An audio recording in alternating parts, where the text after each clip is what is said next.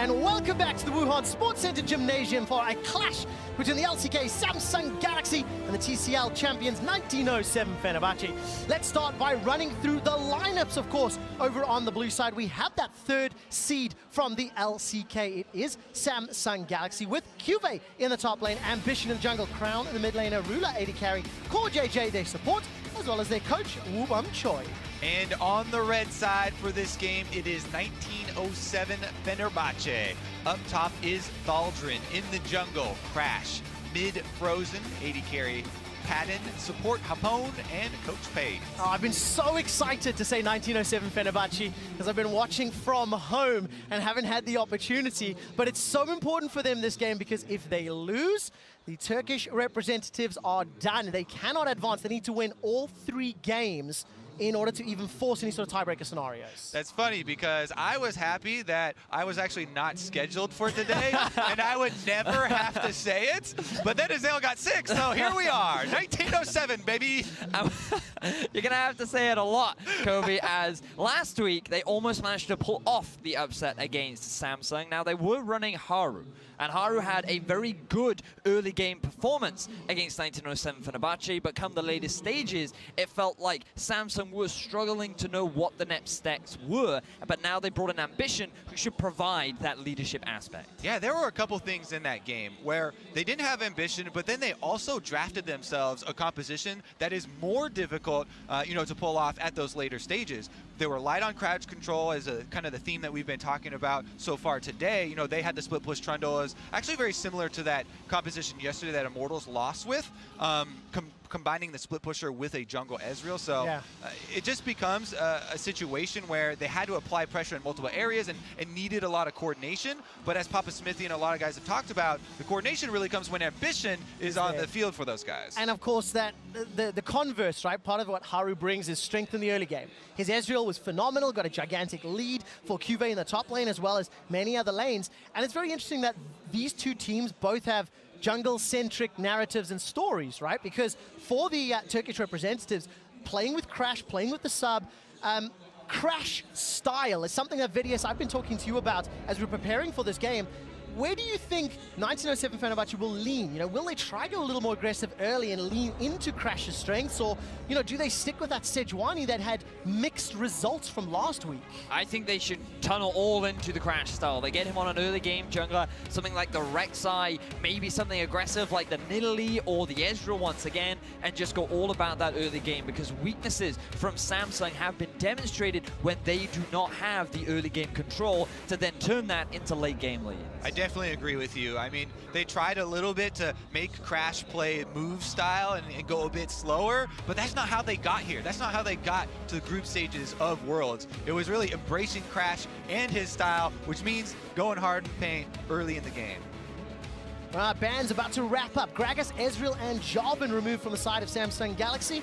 For the 68th time at Worlds, Kalista finds herself on the ban list, followed by Talia, obviously targeting Crown, and they've got one option left. Janna's still up, Lulu's still up. All these power picks. I've seen this pick ban strategy before where you ban your own jungler away that you lost with last time, even though they switch out the player. Still, Ezreal finds himself up there for Samsung. I mean, we talked about Crash, we talked about the style, and that is the type of champion that could kind of have that early game impact. Samsung now have a choice as to whether or not they want to commit to the Jarvan.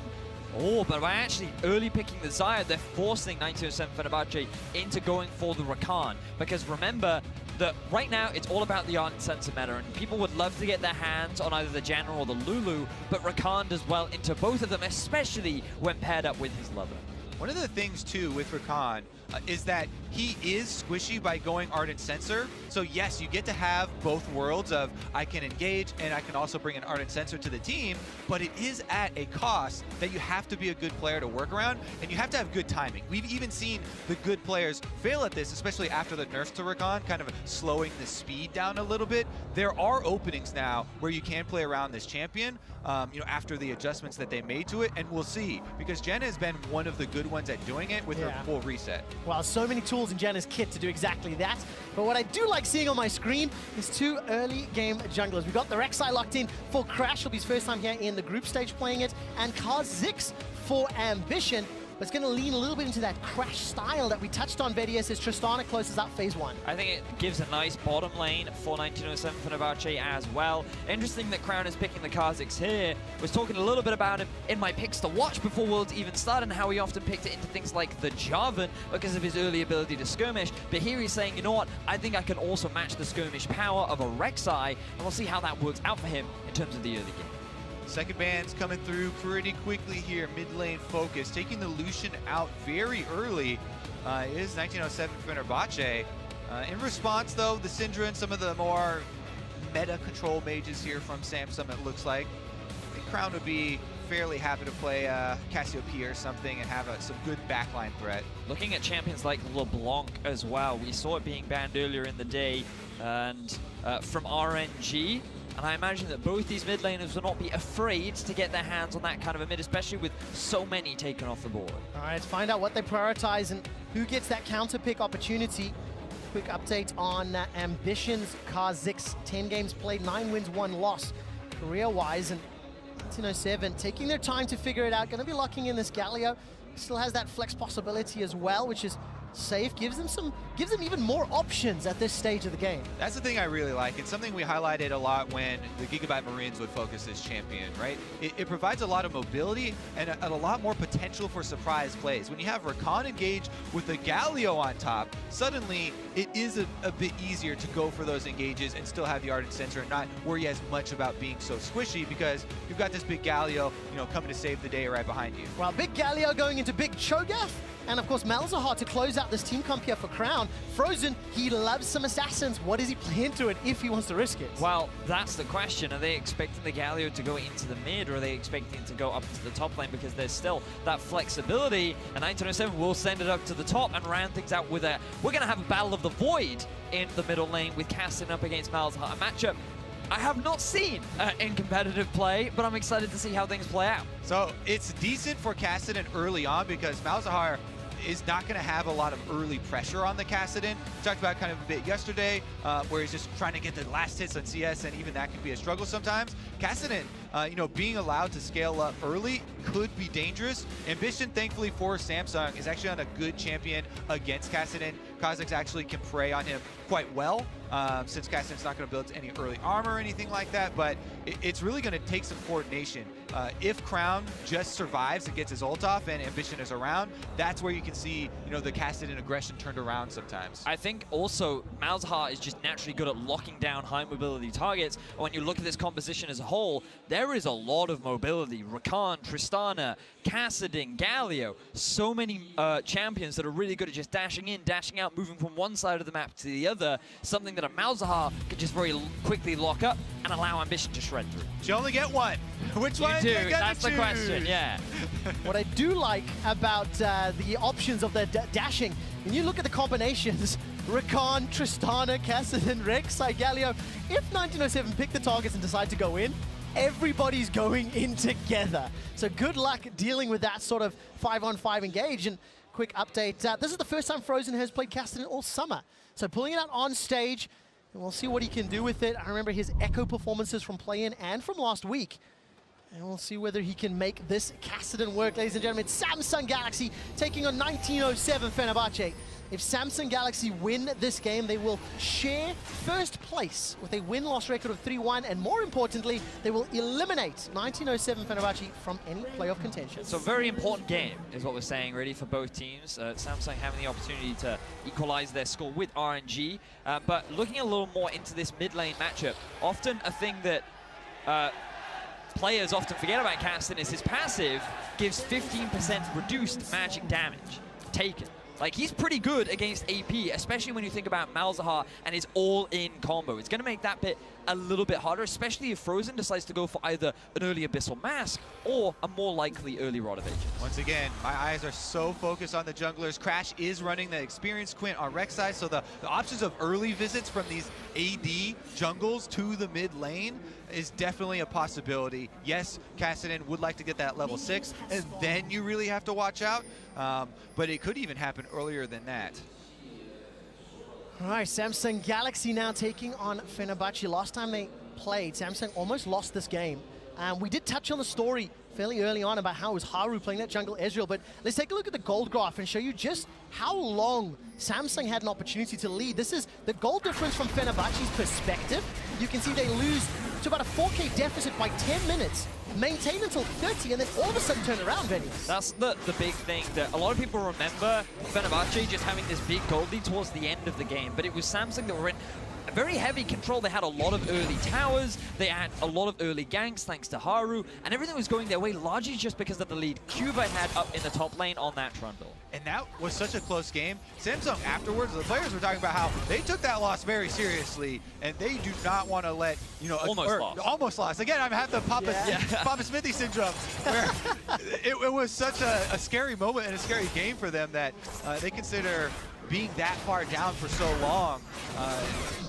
Definitely not the optimal strategy. No, absolutely not. And when you've got, you know, such a gigantic lead, 4,000 gold by 10 minutes, I think 2,500 gold lead on CuVee's Trundle, which was hugely impactful, but they couldn't actually turn around. You can see they're 2.4K at 15, didn't play the split push, didn't utilize the tools, and while we've been telling stories, Padden and Japone, Rula and CoreJJ continue to trade, going back and forth, really getting into their face, and opponents going in.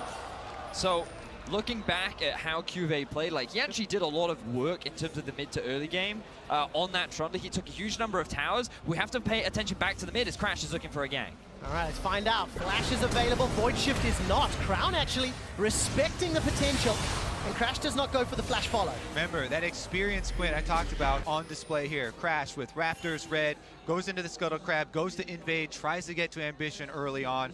Ambition did get out over the wall, though, on that Kha'Zix, and he's been able to purchase his first back just fine. So no harm, no foul. A lot of early trading this game. Feels a little bit higher tempo than from game one of the day, but I think the champions also somewhat allow for that. CuVee and Thaldrin, they're going to be trading back and forth.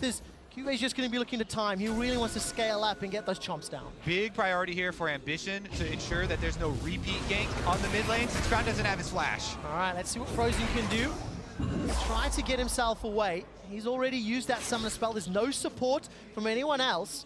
And our Ambition's just going to use this pressure advantage to clear out the vision. Now this is what we were very much talking about, Kobe, with regards to these AD mid laners looking to try and gank mid. Now, every flash has gone for both Crown and Frozen, but Ambition had to use his as well. Frozen was in a good position in the lane that he could have just walked out from the gank, so Ambition wanted to try and force it, and now he's going for a repeat gank. Remember, no flash, no 6. Frozen, what are you doing? Now, there's no mana for Crown, actually, and all of a sudden, Crash is here to respond, so good counterplay by Crash. Yeah, they know junglers are around, sharks are in the water, so you don't want to overcommit to those chases, and that's where the vision around mid lane was so important there. They're able to back off. Crash even chases Ambition out after the one chicken steal. Yeah, not going to get any more of those Raptors this time around, and as we approach 5 minutes, a lot more tempo, a lot more things happening this time around with those two sort of damage-heavy junglers in the early game. But it's Rula and CoreJJ, though, once again getting pushed in is something that every time we look bottom, Padden and Japone just keep shoving them in, Venues. Yeah, because the mid lane has drawn so much of our focus, we haven't even had an opportunity to talk about this bottom lane, and it's extremely important to do so because one of the players to highlight from 1907 Fenerbahçe is Pan.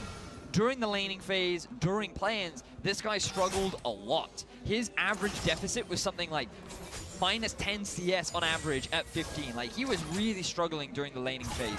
But coming into group stages, his performance has significantly improved. He's been holding his own against players like Uzi and Sven, and now Rula as well. And you can tie that into the fact that Rula hasn't had the best group stages either. Yeah, exactly. Plus, Padden playing into the Janna. It's one of the supports.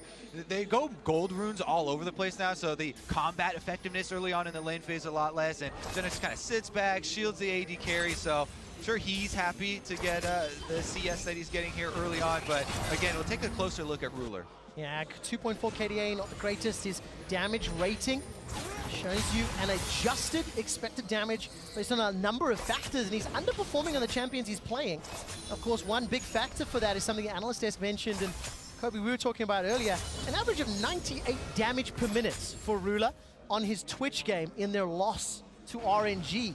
Tells you how heavy-handed that defeat was. But it was also one of those situations where he never really got an opportunity to fight or utilize the strength of Twitch, and he was in a really disadvantageous matchup. So while it certainly is a low value, I can also understand how that value came to be. Oh yeah, it tells a story, all right. It tells a story of an 80 carry getting dove over and over and over. Can't put out the damage when you're dead. Frozen tries to go in there and take away a large chicken, but don't believe the spear landed. All right, so even Stevens in the game at the moment. Flash is still not available in this mid lane, but very difficult to gank both of these respective champions. Of course, Frozen got Rifthawk available, and with Crown's passive, it's just a frustration needing to pop that before you can do anything after. Yeah, it is a frustration.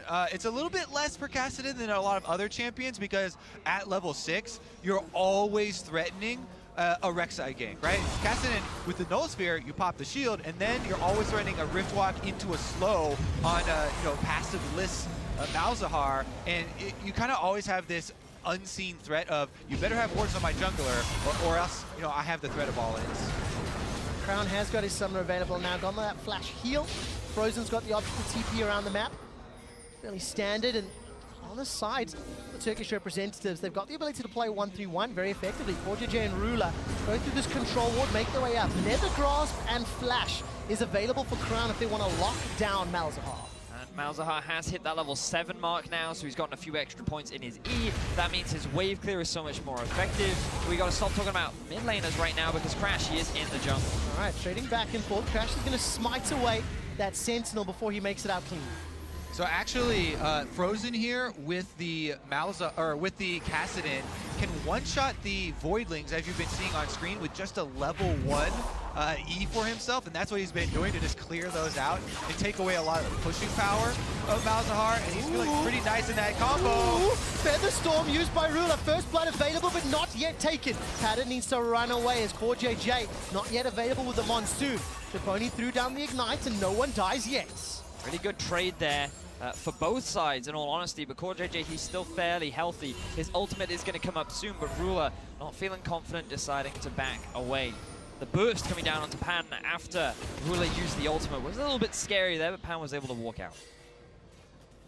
All right, so again, still nobody dying despite excessive trades. First backs, by the way, BF swords were picked up.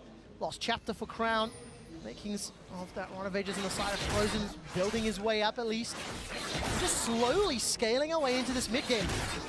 Fenerbahçe, 1907 Fenerbahçe rather, they've got themselves a small gold lead just through farming, which is a good sign for this squad. It's a decent sign. One thing that is another sign that could be bad for them would be the control wards here creeping into this river for Samsung. Ambition, by the way, he is one of the Kha'Zix that will go the Q evolve early on. That gives you more threat around taking these dragons, and a lot of people have really jumped on the train of the R evolve early on because you can have a lot more mobility and opens up a few more gank paths. But now that he's got the evolved Q, you do have a lot more single target damage, and that is something to keep in mind. Also early skirmishing power. When you think about what Crash is trying to do in the early game, when they come in for the counter gank, he's going to have that ability to dish out just as much damage as Crash can. Oh man, Taste Their Fear, going to be so scary. Samsung Galaxy, one of the most underwhelming Korean squads from the first week. Their record 2-1 could easily have been 1-2. And there's a lot of eyes on how much things can change from week 1 to 2. Will, 1907 Fenerbahçe be able to grow, develop, show that they've improved? And will Samsung Galaxy start to silence some of the critics and prove they can take over? They've got ambition. We know the mid to late game, that's where he shines. And we're slowly edging our way towards that. But it's also just where the team shines. When we look back at how they played against G2, it was their ability to fight in the mid to late game along with their decision-making that allowed them such a clean game. And now we have to look at Japone as he's looking for an engage. All right, got the engage with the quickness. Manages to get a follow-up knock-up.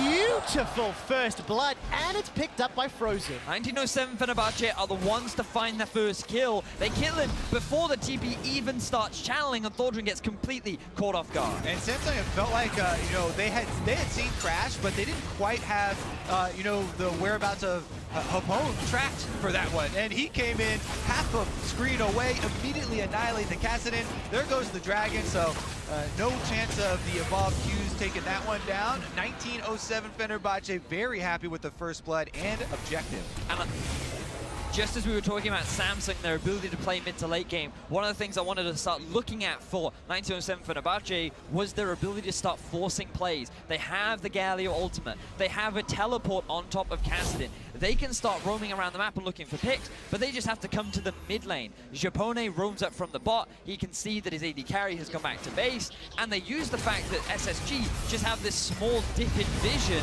and they're not expecting this very quick 3-man collapse. Oh, such good play out of FB. Teleport's going to come down into the mid lane here for Frozen. And instantly, a little bit of chunk damage. But there we go. First blood, first dragon as well. And this will allow the Turkish representatives just a little bit more control. They actually averaged a gold deficit at 15 minutes through the week 1 games of 1,700 gold. They're around 700 up, so I want to track how these next 7 to 10 minutes go. If Frozen can continue to increase his lead, if Padden can start to get an item advantage with the help of his teammates, there's a lot of tools on the side of FB to just completely take over this game. Oh yeah, a big part of that Kassadin pick, in the last round there is about getting through the mid game so effortlessly. And now, with the kill actually going over to him, it's pretty big that within all that burst and the flashy play, he was actually the one to get the last hit.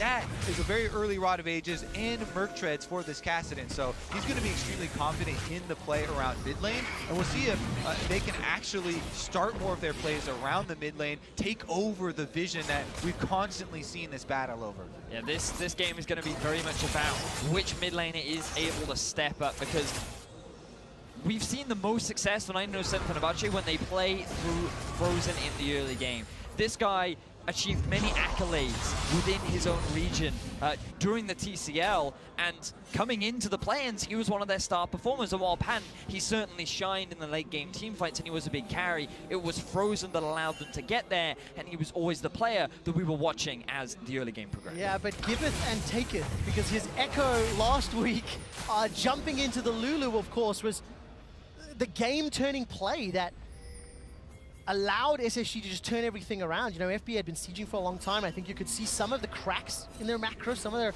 inability to break open Samsung Galaxy, and that's what allowed Samsung to win that game.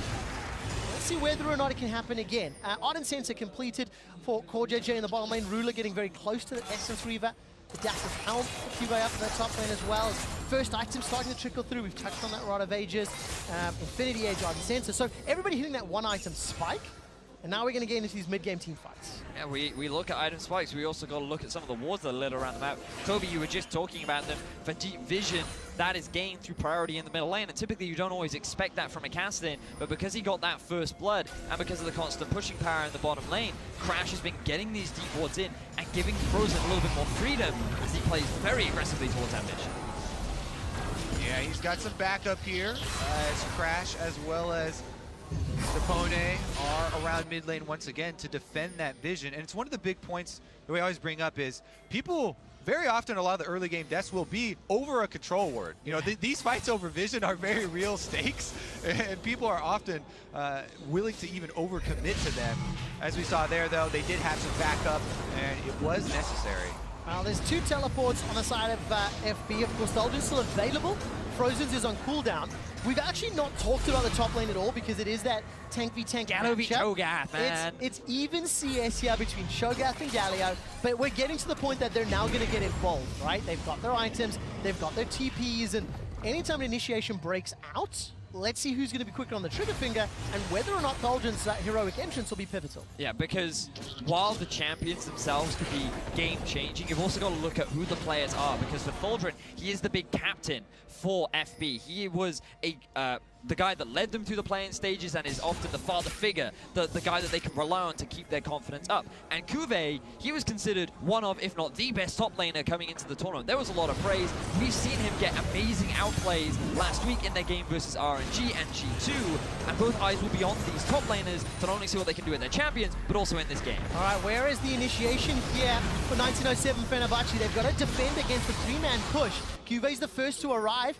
Padden did not leave the bottom lane. It's chip damage on the mid, but nothing more. Yeah, as threatening as Kassadin is, in a 1v1 scenario or chasing people down, again, always the weakness everyone will highlight is the wave clear. So a quick little jab there from Samsung to try and get some turret damage, but the threat of the collapse from 1907 Fenerbahçe was just too scary for them, and they do back off immediately.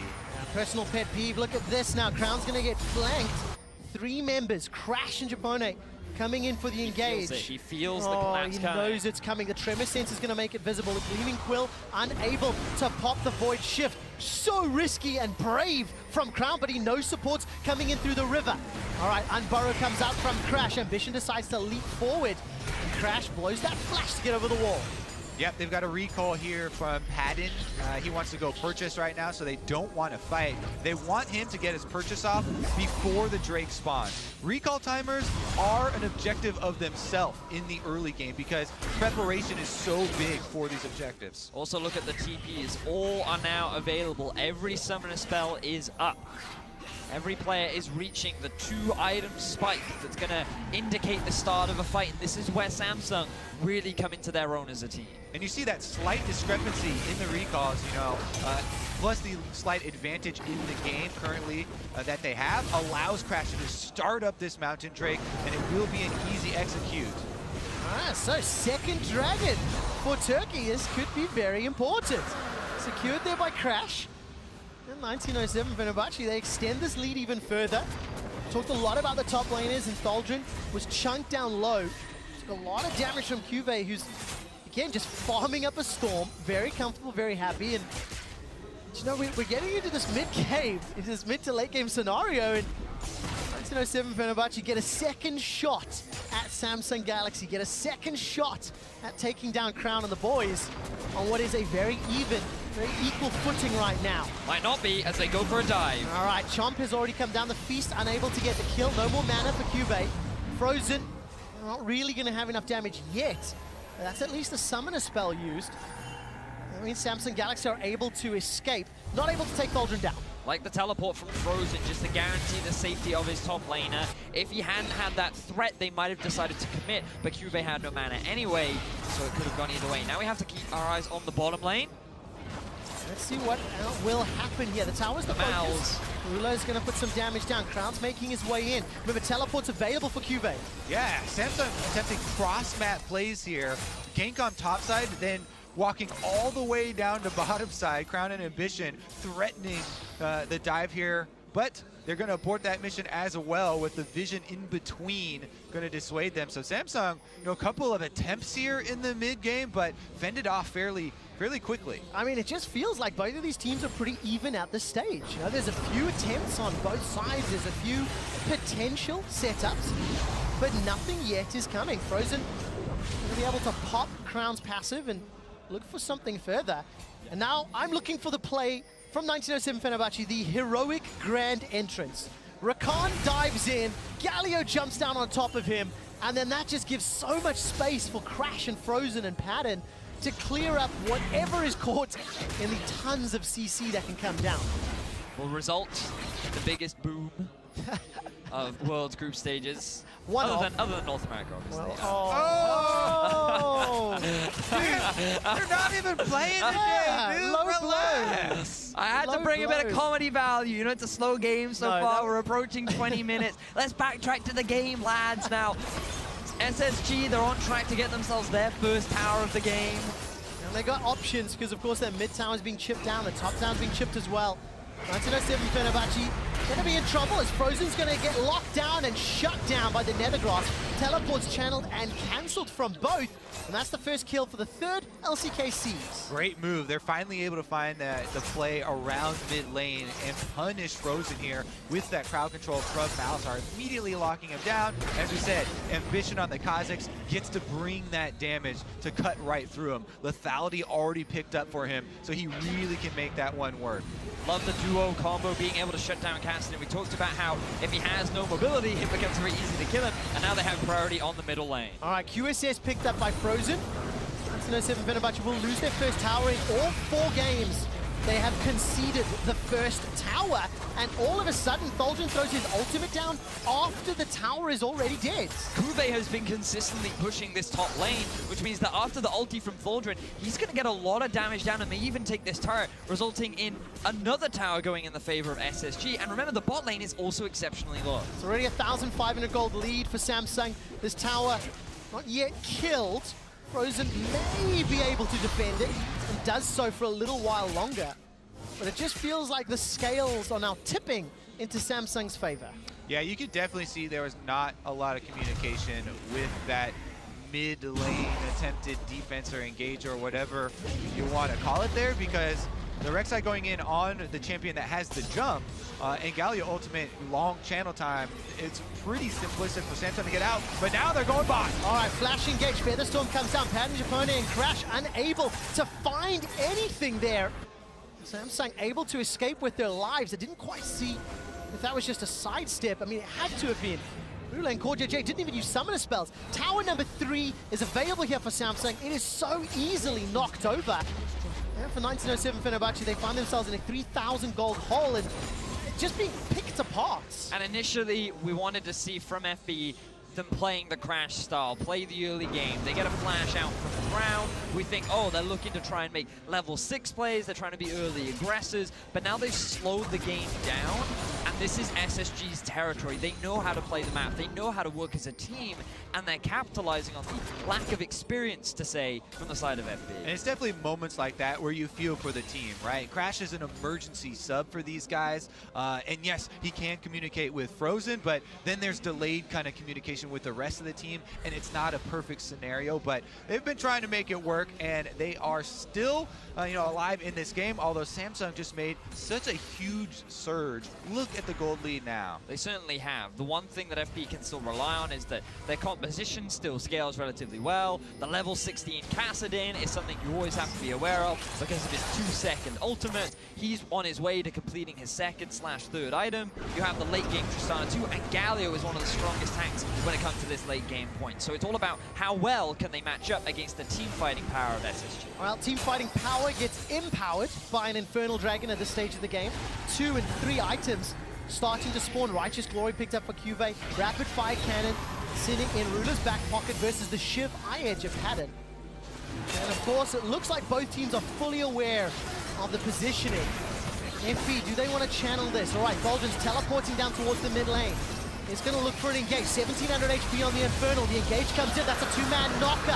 Here comes the heroes in. Thaldrin and Frozen looking on the back line. That's a 4-man taunt. That's another kill for 1907 Fenerbahçe. Rula throws out the Featherstorm. Not going to be able to call the Feathers back, but it's Samsung Galaxy destroying FB. Thaldrin sitting on the front line. Padden gets caught up by the Rupture. Forced to run away. He's dodging, dipping, ducking, and diving. He can't auto-attack enough. And Samsung wipe FB. We questioned, could FB challenge the team fight power of SSG, and the answer is no.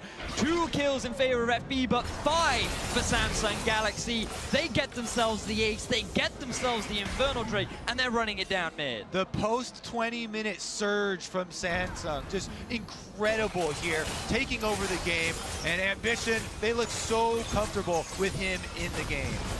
Great calling from Samsung. It felt like once 20 minutes clicked over, they just went, okay, now we play. Gloves come off, make a few punches, 4 towers, a dragon, and an ace to boot.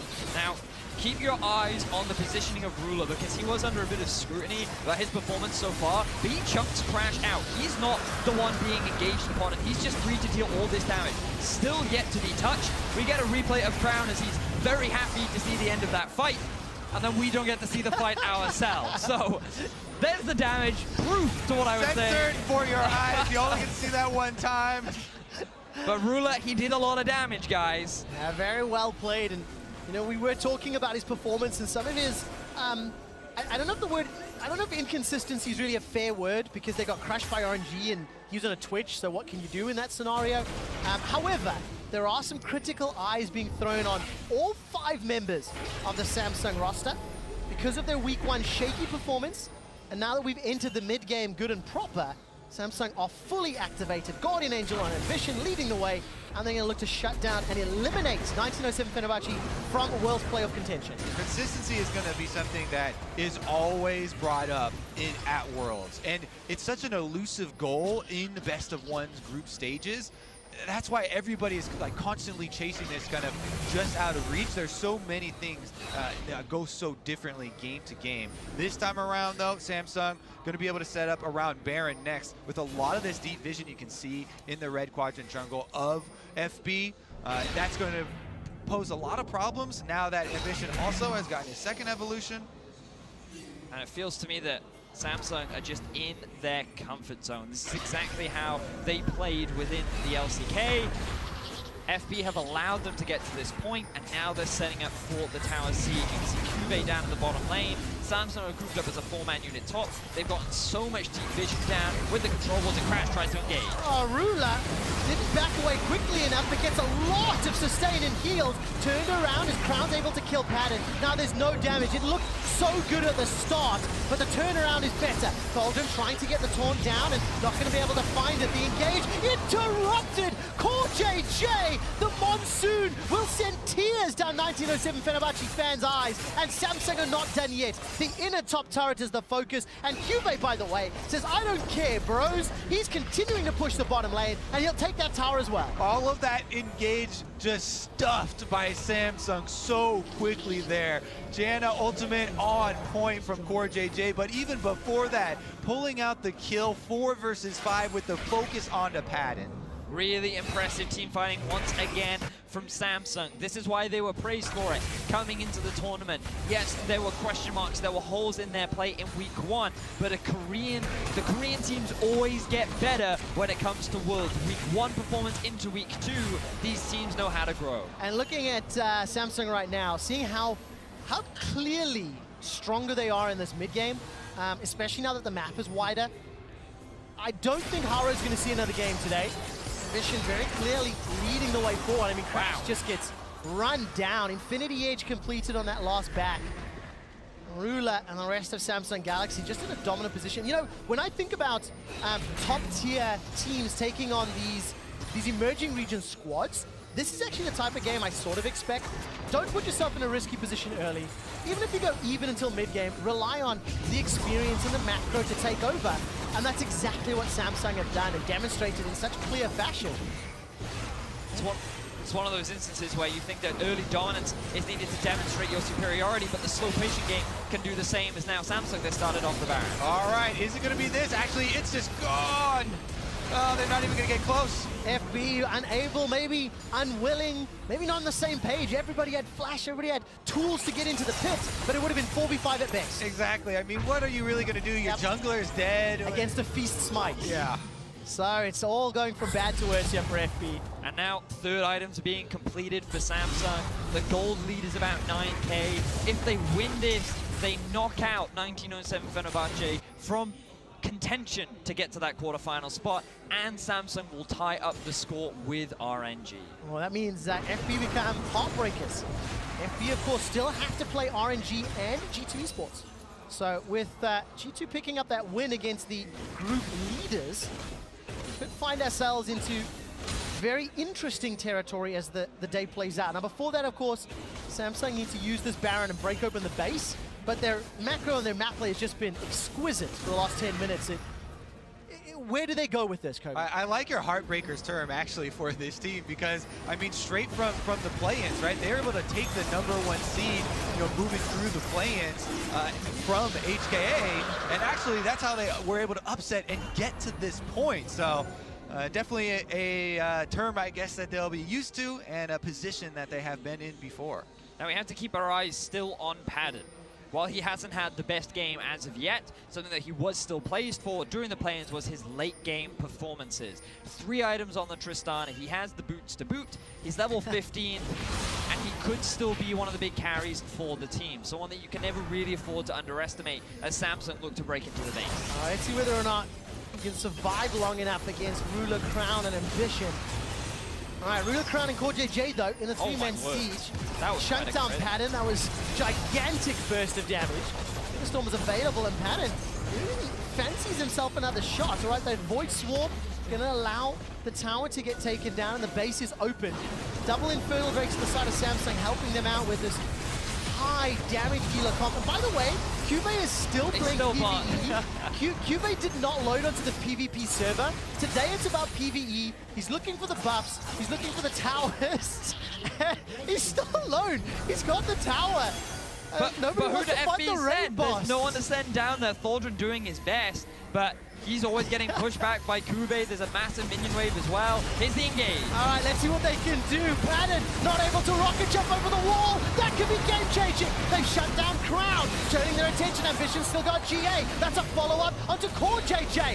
CuVee wall. The interrupt onto Padden. The feast as well as the feral scream takes him down. That's a route now onto Thaldrin. And the fact that Ruler is so fed and untouched, he's looking to close things out. CuVee finally joins the fight, and you see the difference in power. Getting the knockup and the kill onto Padden should be more than enough to allow Samsung to end the game. The Baron buff here doing a lot of work. They just rotate from inhibitor to inhibitor to inhibitor. Now all that's left are the Nexus turrets standing in their way.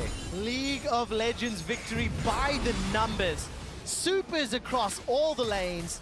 That was one hell of a Baron power play. And Samsung not going to risk making a mistake in the base, not going to risk throwing away any lead that they have accrued, all 12,000 of it. Instead, go back, spend the money. Look at that scoreboard on the bottom, guys. Huge items being picked up. And Samsung, one loss each. That's all they're going to do. Tie themselves for first in the group, go to 3-1. Insta-buy Mercurial from Ruler. That's not really what you want to be seeing if you're FB, but you are at a 12,000 gold deficit, so there's very little you can do about it. Level 18, CuVee coming up huge for the team, and now they're on track to get their third win of the group. Interesting, setting up the next match as well. You talk about the third wins and what does this do for the group. G2 are just coming out of a very quick victory over RNG, and now they're going to be playing Samsung, who have kind of a Samsung-esque win here, right? Yeah. Very calm and collected, even though they did get behind early on. That's going to be their next matchup, and this is going to put a lot more weight on it. Yeah, really will. And what a great confidence booster for Samsung Galaxy. Close out the game, such Samsung fashion. Comfortable, and we'll see the two undefeated teams for today, going head-to-head. That will inform us how the rest of the group plays out. 4,300 gold was that power play as Ruler chunks down Crash. 1907 Fenerbahçe need to defend this base, but I don't think that they can. Silence goes down to Frozen. He buys some time with the Hourglass. Charm comes down from the quickness, but that's 1, 2, 3 quick kills for Samsung. They're going to shut down Padden on the way out, as the last man standing is Thaldrin. Ruler is hammering away on the Nexus, and Samsung Galaxy eliminate 1907 Fenerbahçe from Worlds 2017 playoffs. Very clean game overall from Samsung, much more of what we expect from this squad. The last time these two teams met, it was a struggle. FB were able to put up much more of a fight, but this time SSG, they came in prepared, they came in, they played calculated, and they shut down the Turkish representative. You can see the heartbreak on the side of Japone there on that close-up. It looked close for a long time in the laning phase. You were always going to favor Samsung's macro. We saw it last week, we've seen it historically. And that means Samsung tie themselves with first in Group C, 3 wins, 1 loss. And now it puts the onus on G2. It is within their fate if they want to try and make it out of this group. If they can get the win against Samsung, then everything blows wide open. But Samsung are also in a position to secure their spot into the quarterfinals. So things starting to get extremely tense as the day progresses. Well, my European friends, is it going to be another European run here in day 2 of groups? It started off well for you. It has started off well, but we have to find what happens next, right? Because now they're coming up against Samsung Galaxy and the number 2 in the group if G2 can do it. And of course, FB can play spoiler. Europe is no stranger to having their hopes and dreams destroyed by emerging regions. And Deficio's casting later, you never know. Well, there we go. Will he bring the curse back? We'll find out. For more on that game and how Samsung closed it out, let's send it to Dash and the analysts.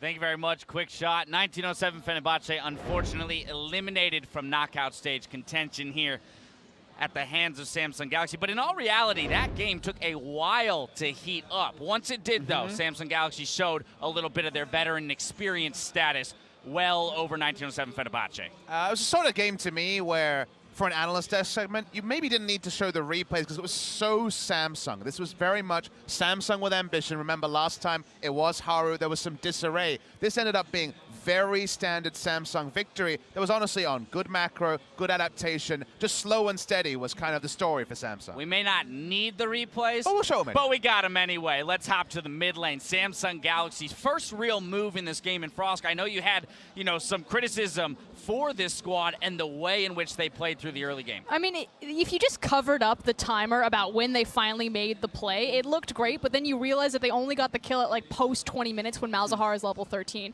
Kha'Zix took an early evolved Q. It's kind of been the toss-up. Is it early evolve R? Is it early evolve Q? But with the Q, you say, okay, the goal is pretty simple here. You grab hold of whoever you want, in this case it was the Kassadin, and you just burst this guy out in the duration of the Malzahar ultimate. The unfortunate thing is, again, just cover up that timer, and if that happens at 10 minutes, looks great. That happened at 20 minutes. Yeah, and I did like the Malzahar into either one of the solo lanes, right? Like Cho'Gath and Malzahar both work well against Galio, and compositionally they were most likely going to outscale that one. And that's kind of my call as well, is that if you think about it, the Galio pick has got a lot of value as a first pick on the red side because it can go both mid and top, obviously. But the big thing here is that Malzahar against Galio is a matchup we saw a couple times. Kuro was loving that for the Afrika Freaks as a counter pick to the Galio. And then True Damage, one of the reasons that Fiora top was a good pick against the Galio. The True Damage from Cho'Gath lets you secure kills that often he gets away from if he holds on to his W.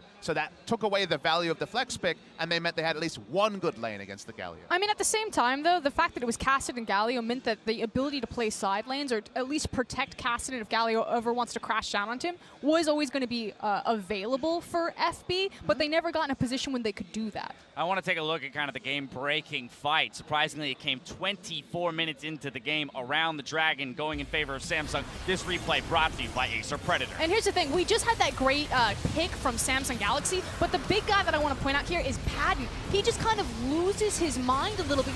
Which target am I hitting? Am I committing to the Dragon Pit? Am I looking for a chase? And so much of the team's damage is denied while Tristana is wandering around trying to make up her mind. And unfortunately, this is kind of a natural extension of the meta we're seeing. It is so focused around the bot lane. You are, at every moment in team fights, watching the AD carries. And in this game, very clearly, Padden was well second to Ruler, who we have to mention didn't have a wonderful first week. So Ruler stepping up here is another notable thing for Samsung. Yeah, and I think the main takeaway from this game is as a preview of the rest of the day. Yep. What level is Samsung coming into week 2 at? Because they have to prove themselves now.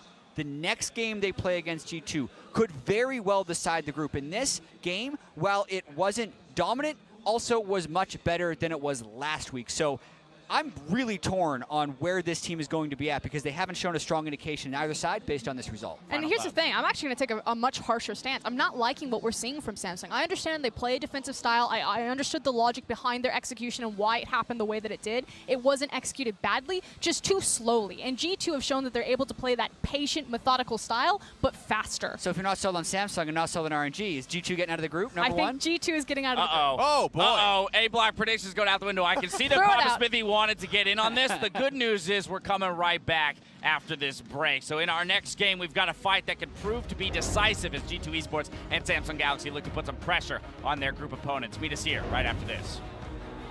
We're going to talk about it. All right, got me engaged with the quickness, manages to get a follow-up knock-up. Beautiful first blood.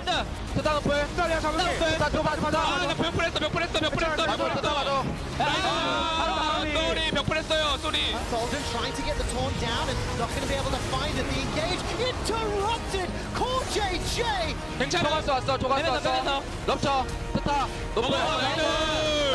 Charm comes down from the quickness, but that's 1, 2, 3 quick kills for Samsung. And Samsung Galaxy eliminate 1907 Fenerbahçe from Worlds 2017 playoffs.